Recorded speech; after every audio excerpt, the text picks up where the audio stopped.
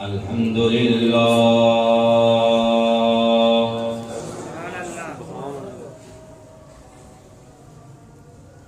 الحمد للہ رب العالمین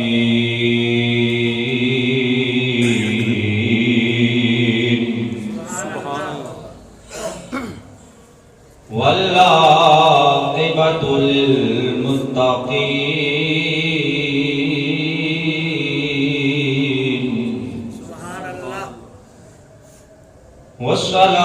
والصلاة والسلام على سید الانبیاء والمرسلین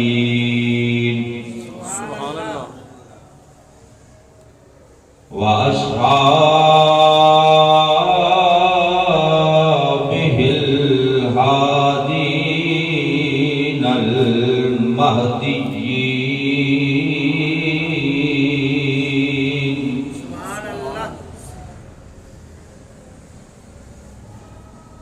وعلى آله الطيبين الطاهرين وأولياء أمته وعلماء ملته وأهل سنته أجمعين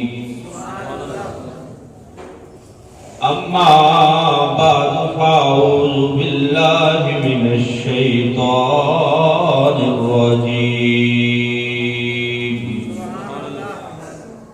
بسم الله الرحمن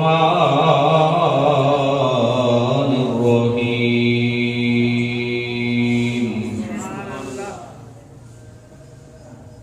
يمحو الله ما يشاء ويثبت وعنده أم الكتاب آمنت بالله صدق الله مولانا العظيم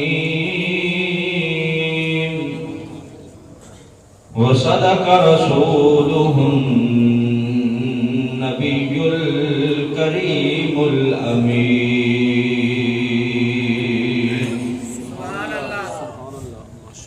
الصلاة والسلام عليك يا رسول الله مل کے درود پاک پڑھیں گے وعلى آلك واصحابك يا حبيب الله الصلاة والسلام عليك يا شفيع المذنبين وعلى آلك واصحابك يا خاتم النبيين خدا کے فضل سے ہم پر ہے سایہ غوث اعظم کا مل کے پڑھیں خدا کے فضل سے ہم پر ہے سایہ غوث اعظم کا ہمیں دونوں جہاں میں ہے سہارا غوث اعظم کا اور ہماری لاج کس کے ہاتھ ہے بغداد والے ہماری لاج کس کے ہاتھ ہے بغداد والے کے مصیبت ٹال دینا کام کس کا غوث اعظم کا. مل کے پڑھے. مصیبت ٹال دینا کام کس کا غوث اعظم کا. مریدی لا تخف کہہ کر تسلی دی غلاموں کو. مریدی لا تخف کہہ کر تسلی دی غلاموں کو. رہے بے خوف دو عالم میں بندہ غوث اعظم کا. مل کے پڑھے. رہے بے خوف دو عالم میں بندہ غوث اعظم کا. خدا کے فضل سے پر ہے سایہ غوث اعظم کا. ایک دفعہ مل کے پڑھے. خدا کے فضل سے ہم پر ہے سایہ غوث اعظم کا. ہمیں دونوں جہاں میں ہے سہارا غوث اعظم کا. موجود محترم سامعین حضرات، ربیع الثانی شریف کا مہینہ ہے. گزشتہ جمعۃ المبارک سے حضور غوث اعظم رحمت اللہ علیہ کے تذکرے جاری ہیں. آج بھی انشاءاللہ العزیز فضائل و مناقب حضور غوث اعظم رحمت اللہ علیہ بیان کیے جائیں گے. یعنی آپ کی شان اور آپ کے فضائل پر گفتگو ہوگی. دعا ہے اللہ آپ کے نقش قدم پہ چلنے کی توفیق عطا فرمائے. محتشم سامعین حضرات، ہمارے جو بنیادی عقائد ہیں انہی عقائد میں سے تقدیر پر ایمان رکھنا یہ بھی ہمارا عقیدہ ہے کہ تقدیر اللہ رب العزت نے جو لکھ دی ہے روز ازل سے وہی ہو کے رہے گا. تقدیر پر ایمان لانا یہ ہر بندہ مومن کے لیے ضروری ہے. اور پھر تقدیر کی علماء کرام نے دو قسمیں بیان کی ہیں. ایک ہے تقدیر مبرم. تقدیر مبرم وہ ہے جو کبھی ٹلتی نہیں ہے. تقدیر مبرم کا مطلب ہے کہ اللہ نے جو لکھ دیا وہی ہو کے رہے گا. کہ بندے نے کب پیدا ہونا ہے، اس نے کب بیماری میں مبتلا ہونا ہے، اسے کتنا رزق دیا جائے گا اور کب اس کی موت آئے گی، کتنی اس نے زندگی گزار کر اس دنیا فانی سے دار بقا کی طرف جانا ہے. یہ تقدیر مبرم ہے جو کبھی ٹلتی نہیں ہے، ہو کے رہتی ہے. اور ایک ہے تقدیر معلق. جو دوسری قسم ہے تقدیر کی وہ ہے تقدیر معلق. تقدیر معلق وہ ہے کہ جسے کسی چیز کے ساتھ جوڑ دیا جاتا ہے کہ بندہ اگر دعا کرے گا تو ایسے ہوگا وگرنہ ایسے ہوگا، بندہ اگر والدین کی خدمت کرے گا تو اس کی یہ تقدیر ٹل جائے گی اور معاملہ اس طرح ہو جائے گا. تقدیر معلق کا مطلب یہ ہے کہ کسی چیز کے ساتھ اسے معلق کر دیا جائے کہ بندے کی دعا کی وجہ سے یہ معاملہ اس سے ٹل جائے گا، یا نیک اعمال کی وجہ سے یہ معاملہ ٹل جائے گا، یا والدین کی خدمت کی وجہ سے یہ معاملہ ٹل جائے گا اسے تقدیر معلق کہا جاتا ہے، کہ جسے کسی چیز کے ساتھ جوڑ دیا جاتا ہے کہ کسی اللہ والے کی دعا کی وجہ سے وہ تقدیر ٹل جاتی ہے، یا بندے کے اپنے اعمال صالحہ کی وجہ سے یا اپنی دعاؤں کی وجہ سے وہ تقدیر ٹل جاتی ہے، اسے تقدیر معلق کہا جاتا ہے۔ اور اللہ فرماتا ہے قرآن مجید میں یَمْحُو اللَّهُ مَا یَشَاءُ وَیُثْبِتُ وَعِندَهُ أُمُّ الْکِتَابِ۔ اس آیت مبارکہ سے پتہ چلتا ہے کہ اللہ جس چیز کو چاہتا ہے ثابت رکھتا ہے، جس چیز کو چاہتا ہے اسے مٹا دیتا ہے۔ یَمْحُو اللَّهُ مَا یَشَاءُ وَیُثْبِتُ، وہ اللہ جسے چاہتا ہے اسے ثابت رکھتا ہے اور جسے چاہتا ہے مٹا دیتا ہے۔ کیوں؟ عندہ ام الکتاب، تقدیر کی کتاب اسی رب کے پاس ہے، جیسے چاہتا ہے اس کتاب کے اندر لکھ دیتا ہے، جس چیز کو چاہتا ہے مٹا دیتا ہے، جسے چاہتا ہے اسے ثابت رکھتا ہے۔ اس سے پتہ چلتا ہے کہ تقدیر بعض اوقات بدلتی رہتی ہے، یعنی اللہ اگر چاہتا ہے تو ثابت رکھتا ہے، اگر چاہتا ہے تو نیک لوگوں کی دعاؤں سے اسے بدل دیتا ہے۔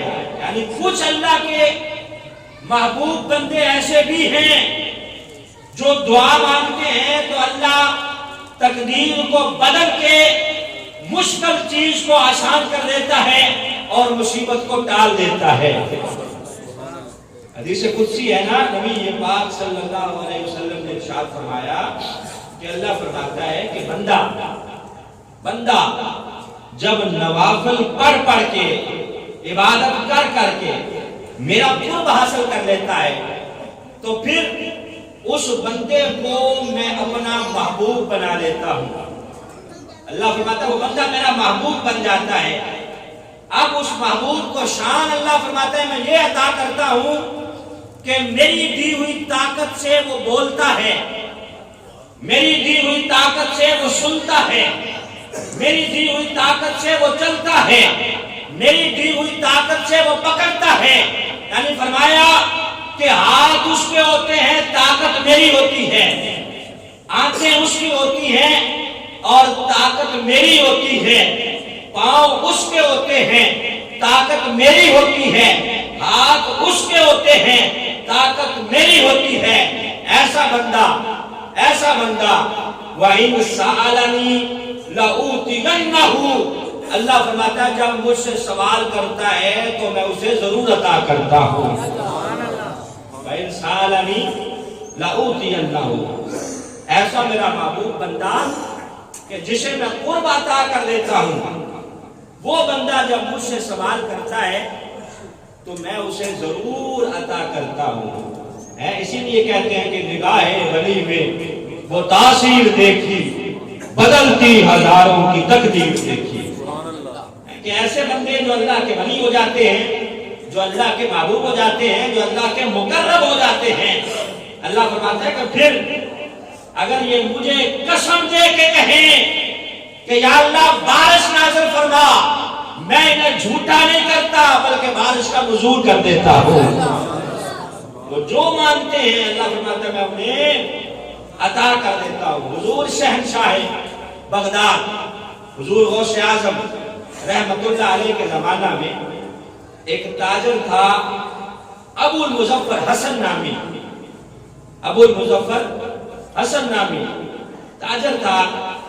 یہ ارادہ رکھتا تھا ملک شام جانے کا، تجارتی قافلہ لے کر تجارت کی غرض سے شام جانے کا ارادہ رکھتا تھا۔ حضور غوث اعظم کے زمانے میں ایک اور بھی بزرگ تھے جن کا نام تھا شیخ حماد رحمت اللہ علیہ، بہت بڑے بزرگ تھے، صاحب کشف تھے اور صاحب نظر تھے۔ ابو المظفر حسن کہتا ہے کہ میں نے مشورہ کیا شیخ حماد سے کہ کیا میں تجارت کی غرض سے شام چلا جاؤں؟ آپ کیا کہتے ہیں، مجھے کوئی نقصان تو نہیں ہوگا، مجھے فائدہ ہوگا کہ نہیں؟ حضرت شیخ حماد کہنے لگے کہ نہ جانا، تیرے لیے وہاں جانا بہتر نہیں ہے، مجھے نقصان ہوگا، راستے میں ڈاکوؤں کے حملے کی وجہ سے تو لوٹا جائے گا اور تجھے نقصان ہوگا، اس لیے تیرا وہاں جانا بہتر نہیں ہے۔ ابو المظفر حسن کہتا ہے کہ میں حضرت شیخ حماد کی خانقاہ سے نکلا، گھر جا رہا تھا کہ راستے میں حضور غوث اعظم رحمۃ اللہ علیہ سے ملاقات ہو گئی۔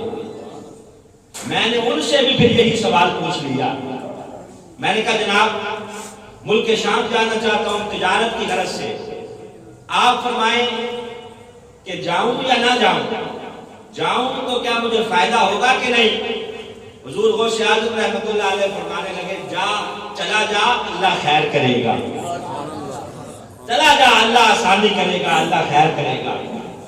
اب ابو حسن مظفر کہتا ہے، ابو المظفر حسن کہتا ہے کہ میں پریشان ہو گیا کہ وہ بھی اللہ کے ولی ہیں اور یہ بھی، انہوں نے منع کیا ہے، انہوں نے کہا کہ چلا جا۔ بہرحال کہتے ہیں کہ حضور غوث اعظم کے مشورے پہ عمل کرتے ہوئے میں شام کی طرف تجارت کا قافلہ لے کے روانہ ہو گیا۔ کہتے ہیں کہ جب میں وہاں پہنچا تو ایک دن رات کو میں سویا، خواب دیکھا، خواب میں دیکھا کہ مجھ پر ڈاکوؤں نے حملہ کر دیا ہے، میرا مال لوٹ لیا ہے اور مجھے زد و کوب کیا ہے اور مجھے نقصان پہنچایا ہے۔ کہتے ہیں میں بڑا پریشان تھا اسی خواب کے اندر کہ اچانک میری آنکھ کھل گئی۔ جب بیدار ہوا تو ظاہر خواب کے عالم میں سب کچھ دیکھا تھا، حقیقت میں ایسا کچھ نہیں تھا۔ اللہ رب العزت نے صرف خواب کے اندر یہ دکھایا تھا۔ کہتے ہیں میری پریشانی دور ہو گئی۔ بہرحال واپس کہتے ہیں جب میں بغداد آیا تجارت کا قافلہ لے کر، اللہ نے مجھے نفع دیا۔ جب واپس آیا تو میں نے سوچا کہ ابو الحسن کہتے ہیں کہ میں نے سوچا کہ شیخ حماد کے پاس جاؤں پہلے یا حضور غوث اعظم کے پاس پہلے جاؤں، ان دونوں بزرگوں کی بارگاہ میں حاضری دے آؤں، پہلے کس کے پاس جاؤں؟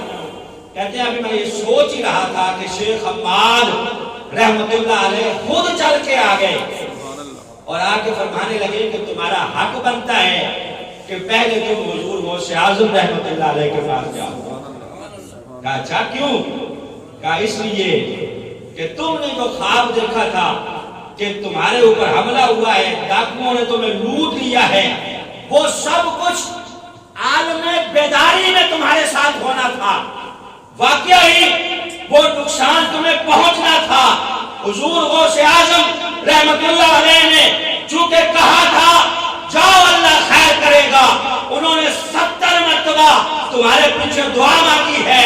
اللہ نے جو حقیقت میں ہونا تھا وہ تمہیں خواب میں دکھا کر تقدیر کو ٹال دیا ہے اور تمہاری مشکل کو آسان کر دیا ہے۔ کہا وہ جو تم نے خواب میں دیکھا ہے وہ تمہارے ساتھ عالم بیداری میں ہونے والا تھا۔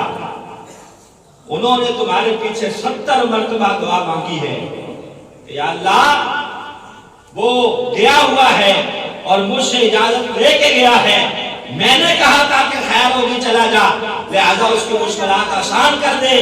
تو حضور غوث اعظم کی دعا کی وجہ سے اللہ نے وہ معاملہ تمہیں خواب میں دکھا کر ظاہری تمہارا نقصان ٹال دیا ہے اور تمہاری مشکل کو حل کر دیا ہے۔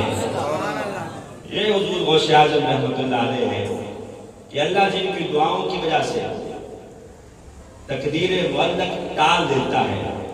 اور مقام کیا ہے؟ اعلیٰ حضرت فرماتے ہیں کہ غوث اعظم درمیان اولیاء جو محمد درمیان انبیاء، کہ آپ ولیوں کے درمیان اسی طرح ہے جس طرح نبی پاک انبیاء اکرام کے درمیان ہے۔ جس طرح نبیوں میں ہمارے نبی کو مقام حاصل ہے کہ آپ سارے نبیوں سے زیادہ شان والے ہیں، اسی طرح ولیوں میں سب سے زیادہ شانیں اللہ نے جسے عطا کی ہے وہ بغداد کے رہنے والے عبد القادر جیلانی ہیں۔ غوث اعظم درمیان اولیاء جو محمد درمیان انبیاء، اور آپ فرماتے ہیں غوث اعظم امام التقا والنقا، جلوائے شان قدرت پہ لاکھوں سلام۔ اور تقوی کا عالم کیا ہے؟ غوث اعظم امام التقا والنقا، جلوائے شان قدرت پہ لاکھوں سلام۔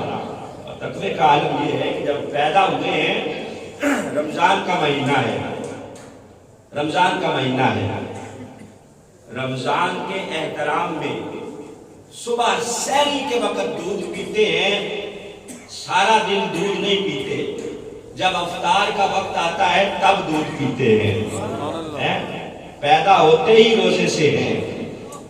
یہ حضور غوث اعظم رحمۃ اللہ علیہ، آپ کے زمانے میں رمضان المبارک کا مہینہ شروع ہونے والا تھا، مطلع ابر آلود تھا، اب لوگوں کو سمجھ نہیں آ رہی تھی کہ صبح روزہ ہے کہ نہیں، آسمان پہ بادل تھے، چاند نظر نہیں آیا۔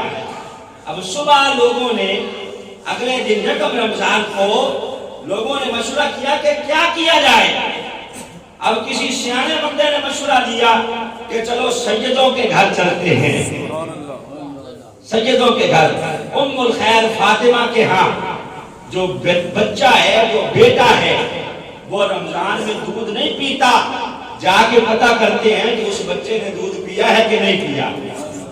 اب سارے اکٹھے ہو کر حضرت ام الخیر سیدہ فاطمہ کے پاس آ گئے، آ کے دروازہ کھٹکھٹایا، کہا خیر ہے؟ کہا اماں جان یہ بتائیں کہ بچے نے دودھ پیا ہے کہ نہیں؟ کہا کیوں؟ کہا رات مطلع ابر آلود تھا، بات مشکوک ہو گئی ہے، سمجھ نہیں لگ رہی کہ آج روزہ ہے کہ نہیں۔ فرمایا سنو، آج روزہ ہے، اس کی دلیل یہ ہے کہ میرے بیٹے عبد القادر نے صبح سحری کے وقت دودھ پیا تھا، اس وقت سے رہ کے اب تک دودھ نہیں پیا، لہذا یاد رکھو آج رمضان کی پہلی تاریخ ہے۔ پیدا ہوتے ہی رہنمائی کر رہے ہیں، پیدا ہوتے ہی لوگوں کی رہنمائی۔ آپ فرماتے ہیں کہ میں جنگلوں میں، بیابانوں میں عبادات و ریاضات کرتے ہوئے، مجاہدات کرتے ہوئے نکلا تو ایک وقت ایسا آیا کہ آسمان پر ایک سیاہ رنگ کی بدلی چھائی اور اس بدلی سے آواز آئی، عبد القادر میں تمہارا رب ہوں، میں نے تم سے راضی ہو کر تمہارے اوپر نمازوں کو معاف کر دیا ہے، لہذا اب جو چاہو کرتے پھرو، میں تم سے راضی ہو گیا ہوں اور نمازیں اور دیگر اعمال میں نے تمہارے سے اٹھا لیے ہیں۔ آپ نے فوراً پڑھا لا حول ولا قوت الا باللہ۔ کیوں؟ فرمایا نماز تو نبیوں کو بھی معاف نہیں تھی، مجھے کس طرح معاف ہو گئی؟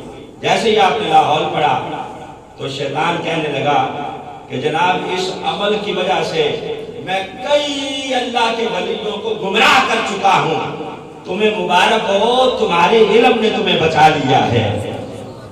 جاتے جاتے پھر حملہ کیا کہ مبارک ہو، تمہارے علم نے تمہیں بچا لیا ہے۔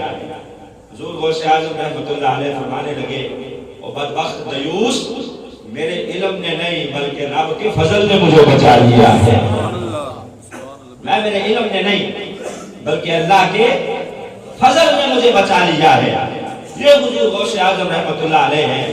یقیناً جس طرح آپ کو خراج تحسین، خراج عقیدت پیش کیا جاتا ہے، اسی طرح اس ماں کو بھی خراج تحسین پیش کیا جانا ضروری ہے جس نے عبد القادر جیسا یہ تحفہ امت کو دیا ہے، اور عبد القادر کی شکل میں جس نے ولیوں کا امام پیدا کیا ہے، اور اس طرح آپ کی رہنمائی کی ہے کہ بڑھاپے کا عالم ہے، 78 سال عمر ہے، 78 سال عمر ہے، 78 سال کی عمر میں بیٹا عبد القادر ہے 18 سال کی عمر کا، کہا اماں جان اجازت دو میں علم دین حاصل کرنے کے لیے سفر کرنا چاہتا ہوں، علم دین حاصل کرنے کے لیے میں جانا چاہتا ہوں، مجھے علم دین کے لیے وقف کر دو۔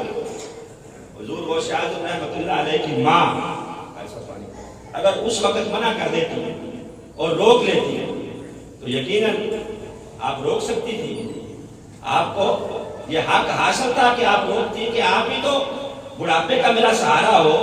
حضرت اویس کرنی کی ماں اگر اویس کرنی کو روک سکتی ہے کہ بیٹا نہیں، تم نبی پاک کی خدمت میں نہ جاؤ بلکہ میری خدمت کرو، اور نبی پاک صلی اللہ علیہ وسلم کے پاس ایک صحابی آئے، آ کے عرض کرنے لگے حضور میں جنگ کے لیے جانا چاہتا ہوں، میں تمہاری ماں زندہ ہے؟ کہا ہاں۔ کہا اس کی خدمت کرو، اللہ تمہیں جہاد کا ثواب عطا فرمائے۔ تو جس طرح ویسے کرنی کی ماں نے روکا ہوا تھا حضرت ویسے کرنی کو، غوث اعظم کی ماں بھی اگر چاہتی تو روک دیتی کہ بیٹا 78 سال میری عمر ہے، بڑھاپے میں ایک تم ہی تو میرا سہارا ہو، اور تم بھی چاہتے ہو کہ علم دین حاصل کرنے کے لیے سفر کر جاؤ، پردیش چلے جاؤ، بڑھاپے میں میرا سہارا کون بنے گا؟ بلکہ روکا نہیں، کیا کہا؟ بیٹا اگر جانا چاہتے ہو جاؤ، میں تمہیں اجازت دیتی ہوں، اور مجھے یقین ہے کہ اب میری اور تمہاری ملاقات حشر کے میدان میں ہی ہوگی۔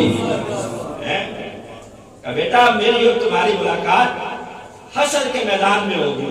لے او یار حوالے رب دے، میلے 4 دناں دے، اس دن عید مبارک ہو سی جس دن پھر ملیں گے۔ نعرہ تکبیر، نعرہ رسالت، نعرہ رسالت، نعرہ تحقیق، نعرہ غوثیہ، سرکار کی آمد، لجپال کی آمد، نعرہ رسالت۔ اگر چاہتی تو روک لیتی، لیکن سلام ہے اس ماں کو۔ علماء کرام فرماتے ہیں کہ کیوں نہیں روکا؟ اس لیے کہ یہ ماں کوئی معمولی ہستی نہیں ہے، اس کی رگوں میں حضرت امام حسین کا خون ہے، اور یہ جانتی ہے کہ یہ دین ہمارا ہے اور اس کو بچانا بھی ہم نے ہے۔ میں بیٹا جاؤ، اب میری اور تمہاری ملاقات حشر کے میدان میں ہوگی۔ حضور غوث اعظم رحمت اللہ علیہ آپ کو اجازت دی والدہ نے، اور وہ جو تھوڑا سا آپ کو دیا تھا ساتھ سفر کے لیے 40 اشرفیاں یا دینار، فرماتے ہیں وہ تو چند دنوں میں ختم ہو گئے۔ اب حال یہ ہے کہ بغداد میں کئی دن، کہتے ہیں علم دین حاصل کرنے کے لیے کئی دن مجھے بھوکا اور پیاسا رہنا پڑتا ہے۔ سارا دن علم دین حاصل کرتے ہیں اور رات کو بھوک کی وجہ سے کڑتے رہتے ہیں، سارا دن شعوبتیں برداشت کرتے ہیں، علم پڑھتے ہیں، اور رات کو مسجد کے کونے میں فرماتے ہیں میں لیٹ جاتا اور بھوک کی وجہ سے نیند نہ آتی۔ بغداد میں قحط سالی تھی، کہتے ہیں ایک دن میرا دل چاہا کہ میں دریائے دجلہ کے کنارے جاؤں، وہاں کوئی سبزیوں کے پتے مل جائیں گے یا گھاس مل جائے گی، وہ کھا کر جس طرح لوگ وہاں جاتے ہیں اور جا کے سبزیوں کے پتے کھاتے ہیں، گزارا کرتے ہیں، تو میں بھی وہاں جاؤں، مجھے بھی کوئی پتا مل جائے تاکہ کچھ توانائی حاصل ہو۔ کہتے جب میں وہاں گیا میں نے دیکھا کہ مجھ سے پہلے لوگ وہاں جمع ہوئے ہیں، کہتے ہیں ایک پتا بھی میرے ہاتھ نہیں آیا۔ کہتے ہیں میں وہیں سے واپس مڑا، بغداد کی جامع مسجد میں آ کے بیٹھ گیا۔ حضور غوث اعظم رحمۃ اللہ علیہ، دیکھیں آپ نے کس طرح سعودتیں برداشت کی ہیں۔ فرماتے ہیں کہ درست العلم حتی کنت قطبا، کہتے ہیں کہ میں علم حاصل کرتا رہا یہاں تک کہ اللہ نے مجھے ولی کامل بنا دیا۔ علم حاصل کرتا رہا یہاں تک کہ اللہ نے مجھے قطب بنا دیا۔ کہتے ہیں میں بغداد کی جامع مسجد میں تھک ہار کے آ کے بیٹھ گیا۔ کہتے ہیں میرے سامنے ایک بندہ بیٹھا اور اس نے رومال کھولا اور کھول کے کھانا کھانے لگا۔ بھنا ہوا گوشت تھا اس کے پاس اور چند روٹیاں تھیں۔ کہتے ہیں میرا بھوک کی شدت کی وجہ سے حال یہ تھا کہ لقمہ وہ منہ میں ڈالتا اور منہ میرا کھل جاتا اس کو دیکھ کے، بھوک کی وجہ سے۔ کہتے ہیں اس آدمی نے مجھے صلح ماری کہ بیٹا آ جاؤ میرے ساتھ کھانے میں شریک ہو جاؤ۔ کہتے ہیں میں نے اسے منع کیا، بار بار اس نے اصرار کیا اور مجھے قسم ڈالی کہ آؤ میرے ساتھ کھانا کھاؤ۔ آپ فرماتے ہیں کہ میں اس کے ساتھ کھانے میں شریک ہوا، وہ مجھ سے پوچھنے لگا کہ کہاں کے رہنے والے ہو؟ میں نے بتایا کہ میں جیلان کا رہنے والا ہوں۔ توجہ بھائی، حضور غوث اعظم رحمۃ اللہ علیہ فرماتے ہیں کہ میں نے اسے بتایا کہ جیلان کا رہنے والا ہوں۔ کہتے ہیں وہ بزرگ مجھے کہنے لگا کہ بیٹا جیلان کے رہنے والے عبد القادر کو جانتے ہو؟ حضور غوث اعظم فرماتے ہیں میں نے کہا ہاں جانتا ہوں، میں ہی عبد القادر ہوں جو جیلان سے سفر کر کے یہاں آیا ہوں علم دین حاصل کرنے کے لیے۔ کہا اچھا؟ حضور غوث اعظم فرماتے ہیں کہ جب میں نے یہ کہا تو اس کے چہرے پر تبسم آ گیا، کہنے لگا بیٹا میں کل سے تمہیں ڈھونڈ رہا تھا، یہ جو بھنا ہوا گوشت اور چند روٹیاں ہیں یہ تمہاری ماں نے جیلان سے بھیجی تھی، ساری رات میں تمہیں تلاش کرتا رہا، تمہاری ماں نے یہ کھانا بھیجا تھا کہ میرے بیٹے کے لیے لے جاؤ، پردیس میں وہ پڑھنے گیا ہوا ہے، اسے یہ چند لقمے وہاں کھلاؤ۔ وہ کہتا ہے کہ ساری رات میں نے تمہیں تلاش کیا، آج تھک ہار کے میں نے یہ کھانا خود کھانا شروع کیا کیونکہ میں تمہیں تلاش نہیں کر سکا، لہذا یہ جو کھانا ہے یہ تمہاری ہی ماں نے بھیجا ہے، پہلے تم میرے مہمان تھے اب میں تمہارا مہمان ہوں۔ وہ کہتا ہے کہ یہ تمہاری ماں نے تمہارے لیے بھیجا۔ حضور غوث اعظم فرماتے ہیں کہ اللہ کا شکر ہے جس نے پردیس میں بھی مجھے لقمہ حلال کھلایا ہے، اور اس ماں کے قربان نہ جائے کہ جس نے صرف بھیجا ہی نہیں ہے بلکہ پیچھے سے کھانے پکا پکا کر بھیجتی رہی ہے، اور جس نے اجازت دی ہے کہ بیٹا جاؤ علم دین حاصل کرو، میری خیر ہے، میری اور تمہاری ملاقات حشر کے میدان میں ہوگی۔ اور مقام ولایت پہ یہ ہے، آپ بیٹھے ہیں، آپ کے پاس ایک عورت آ گئی، آ کے عرض کرنے لگی حضور اولاد نہیں ہے، دعا فرمائیں اللہ بیٹا عطا کر دے۔ کہا کہ اب تو میرا خامن بھی مجھ سے ناراض ہے اور گھر سے نکالنا چاہتا ہے، میری ساس بھی کہتی ہے کہ اب تجھے رکھنا نہیں ہے، اولاد بڑا میٹھا میوہ ہے، دعا کریں میرے آنگن میں بھی کوئی پھول کھلے۔ حضور غوث اعظم رحمۃ اللہ علیہ نے ہاتھ اٹھا دیے کہ یا اللہ یہ تیری بندی ہے اور مجھے تیرا بندہ سمجھ کے میرے پاس آئی ہے، یا اللہ جو تو نے اس کے دماغ میں ڈالا ہے اسے عطا کر دے۔ ایسے الفاظ ہیں کہ یا اللہ جو تو نے اس کے دماغ میں ڈالا ہے وہ اسے عطا بھی کر دے۔ غیب سے آواز آئی عبد القادر اس کی قسمت میں تو اولاد ہے ہی نہیں، ہم نے اس کی تقدیر میں اولاد لکھی نہیں ہے۔ حضرت عبد القادر جیلانی غوث اعظم رحمۃ اللہ علیہ پھر متوجہ ہوئے گا یا اللہ کیا تو مجھے رسوا کرنا چاہتا ہے؟ مجھے بھی پتا ہے کہ اس کی قسمت میں نہیں ہے، لیکن تو قادر ہے، میں عبد القادر ہوں، یہ میرے پاس آئی ہے، مجھے تیرا بندہ سمجھ کے آئی ہے، یا اللہ کیا کہے گی جا کے کہ میں عبد القادر تک ہو آئی ہوں، پھر بھی اللہ نے مجھے اولاد عطا نہیں کی۔ کہا اچھا عبد القادر بتاؤ پھر کتنے بیٹے دے دیں؟ کہا یا اللہ ایک لینے آئی تھی، 7 عطا فرما دے۔ حضور غوث اعظم کی دعا سے اللہ نے اس بڑھیا کو 7 بیٹے عطا فرمائے، 7 بیٹے۔ آپ بیٹھے ہیں، ایک نوجوان لڑکا آ گیا روتا ہوا، کہا جناب میں نے رات خواب دیکھا ہے کہ میرا باپ جو فوت ہوا ہے اس کے اوپر عذاب ہو رہا ہے اور وہ قبر میں بڑا پریشان ہے، آپ دعا فرمائیں اللہ اس کی مشکل کو آسان کر دے۔ کہا اچھا یہ بتاؤ ہمارے درس میں شریک ہوتا تھا؟ کبھی کبھی ہمارے پاس آتا تھا کہ نہیں؟ کہا جناب آتا تھا لیکن کبھی کبھی آ جاتا تھا۔ کہا اچھا بیٹھو ہم دعا کرتے ہیں۔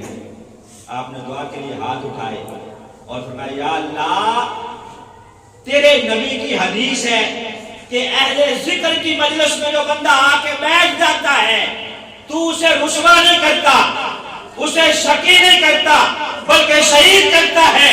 اس کا باپ ہماری مجلس میں بیٹھا کرتا تھا، آیا کرتا تھا، درس سنا کرتا تھا، لہذا ہم دعا کرتے ہیں مولا اس کے اوپر سے عذاب اٹھا لے اور اس کی قبر کو جنت کے باغوں میں سے باغ بنا دے۔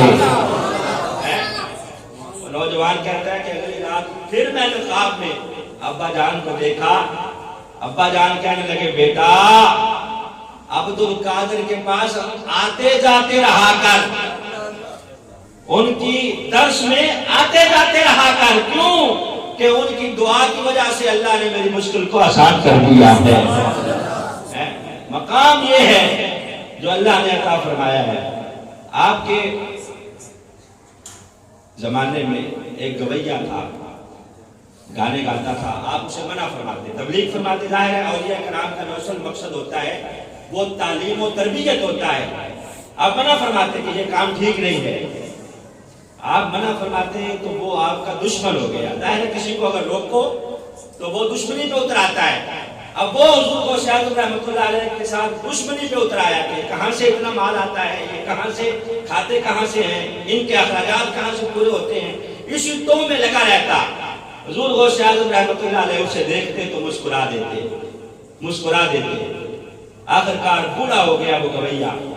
کتب کے اندر آتا ہے کہ اب ظاہر ہے جب جوان تھا تو آواز بھی اچھی تھی, لوگ سنتے تھے اور گھر میں بھی پیسہ آتا تھا اس کے گانے کی وجہ سے, تو گھر والے بھی خوش تھے. اب جب چھاتی کھڑکنے لگی, آواز نہیں نکل رہی, اب کوئی سننے کے لیے نہیں آ رہا. اب حال یہ ہے کہ گھر والوں نے بھی گھر سے نکال دیا ہے. ایک قبرستان کے اندر جا کے بیٹھ گیا, وہاں ڈیرے لگا لیے. حضور غوث اعظم رحمۃ اللہ علیہ کا وہاں سے گزر ہوا, دیکھا کہ کوئی گویّا وہاں بیٹھا ہے, حالت پتلی ہے, کپڑے پھٹے ہوئے ہیں اور مکھیاں اس کے اوپر بنا رہی ہیں. اپنے خانقاہ پہ آئے, آ کے 100 دینار اپنے خادم کو دیے, کہا جاؤ فلاں جگہ پہ وہ فلاں گویّا بیٹھا ہے, یہ دینار جا کے اسے دے آؤ. اب خادم آیا, وہ 100 دینار لے کر اس گویّے کو دیے. اس نے کہا کس نے بھیجے ہیں؟ کہا جناب مجھے صرف پہنچانے کا حکم ہے, بتانے کا نہیں ہے کہ کس نے بھیجے ہیں. وہ گویّا کہنے لگا کہ یار مجھے یقین ہے کہ اس عالم میں اس وقت پورے بغداد میں اگر کوئی میرے ساتھ نیکی کرنے والا ہے تو عبد القادر ہی ہو سکتا ہے اور کوئی نہیں ہو سکتا. کہا یار بات تو ٹھیک ہے, انہوں نے بھیجے ہیں. کہا پھر مجھے بھی ان کے پاس لے چلو. اب ساتھ آیا, آ کے حضور غوث اعظم رحمۃ اللہ علیہ کے آگے ہاتھ باندھ دیے, معافی مانگی اور کہنے لگا جناب اس بڑھاپے کے عالم میں اگر میں توبہ کروں تو کیا اللہ میری توبہ قبول کرے گا؟ کہا ہاں, صرف توبہ ہی قبول نہیں کرے گا بلکہ اللہ تیرے گناہوں کو نیکیوں میں تبدیل فرمائے گا. فوراً اس نے توبہ کی, معافی مانگی, اور وہی جو پہلے گویّا تھا حضور غوث اعظم نے ایک نظر ڈالی ہے تو اللہ کا ولی بن گیا ہے. آپ کی کرامات بے شمار ہے, تواتر کے ساتھ آپ کی کرامات ہیں. بیان کرتے چلے جائیں تو یقیناً ٹائم گزرتا چلا جائے گا, اتنی کرامات ہیں. حضور غوث اعظم رحمۃ اللہ علیہ, آپ اگرچہ اتنے بڑے اللہ کے ولی تھے لیکن کتب میں آتا ہے کہ آپ گئے حج کرنے کے لیے.